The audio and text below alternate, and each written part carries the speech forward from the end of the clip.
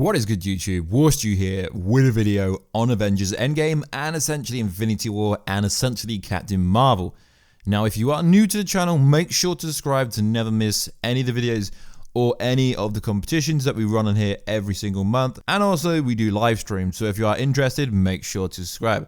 We are currently giving away 3 tickets to go and watch Avengers Endgame, aka Avengers 4. All you gotta do is subscribe to the channel with notifications on. And also let me know down below what is going on in Endgame. So today we've got a very different kind of video.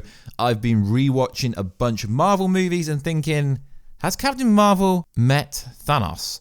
Or does Thanos know about Captain Marvel? Because there's a lot of clues, there's a lot of indications to tell us that maybe they know of one or the other, or potentially Thanos knows about the superhero female in the Marvel Cinematic Universe who can fly. So let's take ourselves back to the end of the Captain Marvel movie. Careful for spoilers if you haven't watched the Captain Marvel movie already. Partial spoiler. So during that movie, once Carol Danvers, once Captain Marvel essentially has learnt to use her powers, she can fly, she can go full on binary. She goes into space and takes out Ronan the Accuser's fleet to the point where he runs away, and then we see him again in Guardians of the Galaxy Volume 1. So you're seeing the connection here. If Ronan the Accuser knows about Captain Marvel and how powerful she is, remember this is back in the 90s, now we're obviously in the current day. She is going to be very different, she's going to look different, hence why she looks a little bit different in the post-credit scene for the movie. But obviously Ronan the Accuser was the main villain for Guardians of the Galaxy Volume 1. But why do I think Thanos and Captain Marvel might know of each other or might have fought each other? Because the first bit of evidence is there. Ronan the Accuser was supposed to be getting the Power Stone for Thanos, then he tried to get greedy. So what if Ronan the Accuser actually did tell Captain Marvel about a superhero that is bound to Hala, aka, I guess you could say, the Kree world, and he maybe knows about it in that way, because you got to think about it, he knew Thanos. So obviously Ronan the Accuser did work alongside the Mad Titan right at the start. Remember in Guardians of the Galaxy Volume 1, where he looked so different that you wouldn't even recognize him in the current day. And also you have to factor in the fact that the Mad Titan does know about Tony Stark, so why wouldn't he know about a really powerful cosmic being from Hala, who essentially is half Earth, half human, half Kree? It would make a lot of sense. And also you have to factor in the fact, why did they delete the Xandar scene? So there was meant to be footage of Xandar getting beat up bad. Obviously Thanos went there, he destroyed the Nova Corps, he destroyed everything, he got the Power Stone from Xandar. Apparently, we haven't seen this. How do we not know that Captain Marvel was one of the protectors of Xandar, but she couldn't make it there?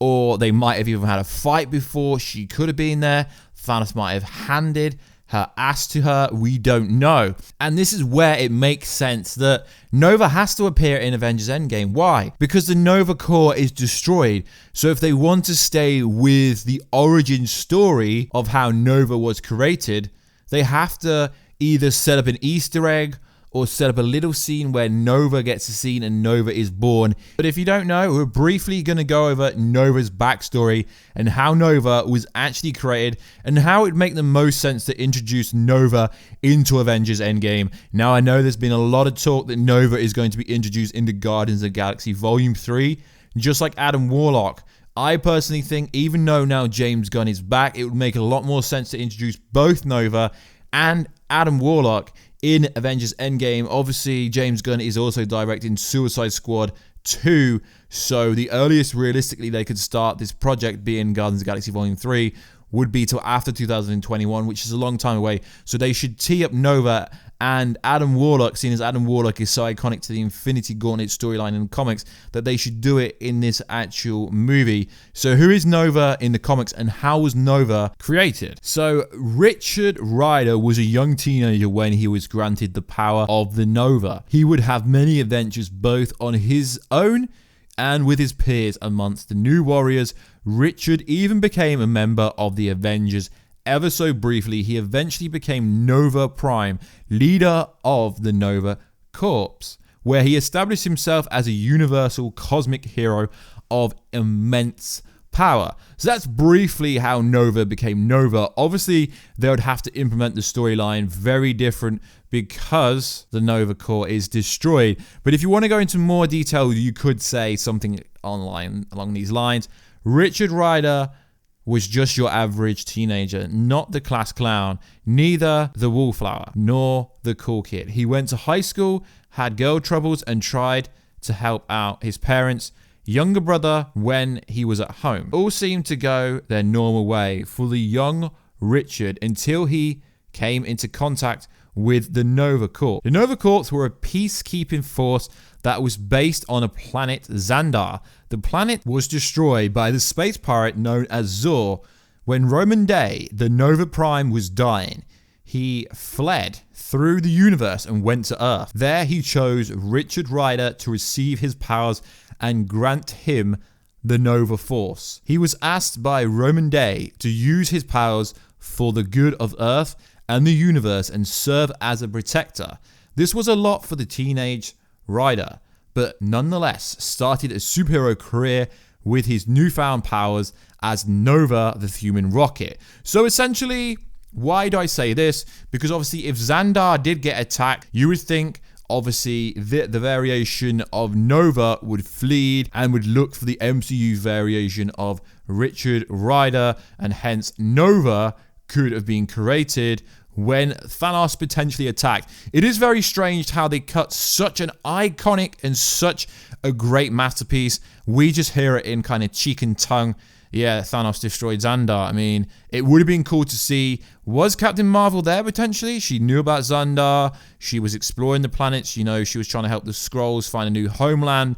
But obviously that was back in the 90s. So we're just paraphrasing maybe and kind of just considering what could happen. So I really believe that Nova was created already indirectly by what Thanos did by taking the Power Stone, and maybe Thanos and maybe Captain Marvel might have already had a fight over the Power Stone, because everyone's expecting Captain Marvel to come in because she's super strong. But what happens if the Avengers' Last Hope has already been beat by Thanos without us actually knowing about it? There's a lot of internal and external factors that we don't know. There's so many reports. The directors, the screenwriters keep saying we have got no idea what is coming. But what I think is coming is I think the Avengers will kill, if not defeat, Thanos in the first act. Because can you really see a 3-hour movie replicating Infinity War of them trying to beat Thanos, failing? Because they had so many attempts in Infinity War. Gamora tried, but it was like a reality change. It wasn't even reality. We had the actual Avengers try on Titan, where they came so close to getting the gauntlet off him, but because of Peter Quill, they didn't. They had Thor, got really close. Do you really think it's going to be a carbon copy of Infinity War? No. I think it's going to be Thanos getting wiped out in the first act, and there will be a greater threat. And this is where I think Nova could appear to help, or a greater threat could re-emerge, or something on those lines. Because we do know the Cocoon from Guardians of the Galaxy Volume 2 is still factual, and it's still canon to the MCU, that the kind of every story is pulling for Endgame. So in theory, Nova could appear. Adam Warlock could, in theory, appear. Now, I think it's a very interesting subject, because everyone's talking about for last year, how does Tony Stark know Thanos? I think a better question is, how does Thanos know about Captain Marvel? Maybe this does go full circle.